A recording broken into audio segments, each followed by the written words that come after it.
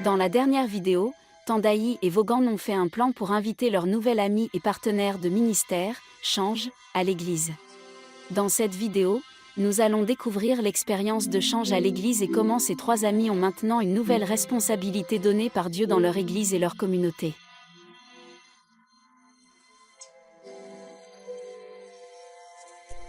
Je suis toujours aussi furieux. Moi aussi. J'y crois pas. Vous savez, j'en pleure presque. Ce sont les pasteurs et les anciens de l'Église. Pourquoi seraient-ils si méchants avec Change comme ça?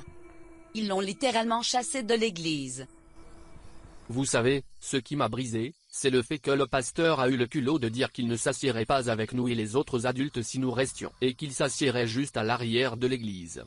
C'est simplement mieux si nous ne retournons jamais à cette église, ou devrais-je dire à la construction d'une église, parce qu'il n'y a aucune chance que ces gens soient chrétiens, qui mépriseraient quelqu'un qui est fait à l'image de Dieu.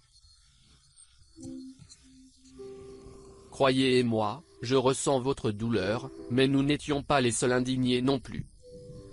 Je veux dire, tant de gens sont venus s'excuser auprès de moi.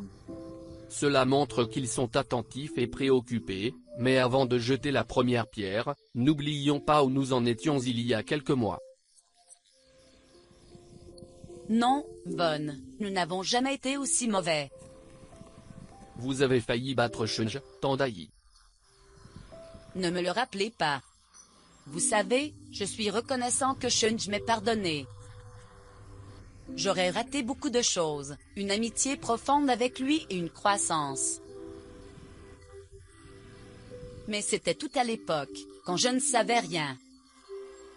Maintenant, je le sais, il n'y a aucun moyen que je laisse quoi que ce soit arriver à Change maintenant.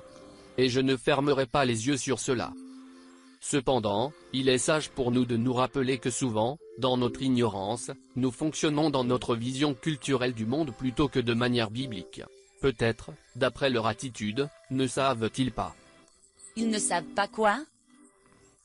Eh bien, ce que dit la Bible.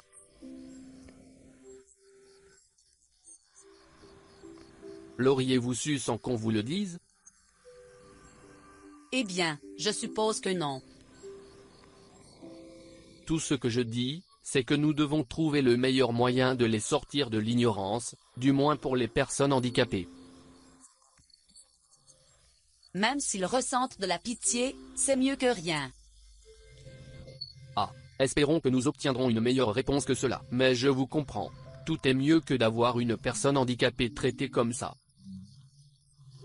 Oui, et nous devons trouver un moyen de sensibiliser l'Église aux personnes handicapées. Et, peut-être pourriez-vous leur raconter cette histoire dont vous m'avez parlé une fois. Vous vous souvenez de celle sur le sculpteur sur bois? C'est une bonne idée. Peut-être que le service du mercredi prochain, je parlerai au pasteur et lui demanderai de partager avant qu'il ne prêche. Certainement.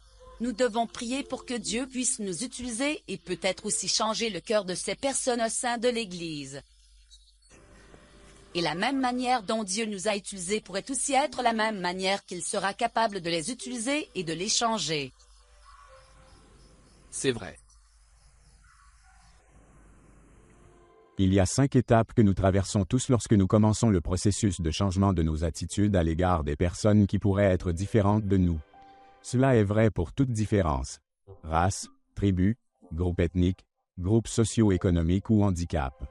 Ces 5 étapes sont l'ignorance à la pitié à l'attention à l'amitié et enfin l'amitié aux collaborateurs.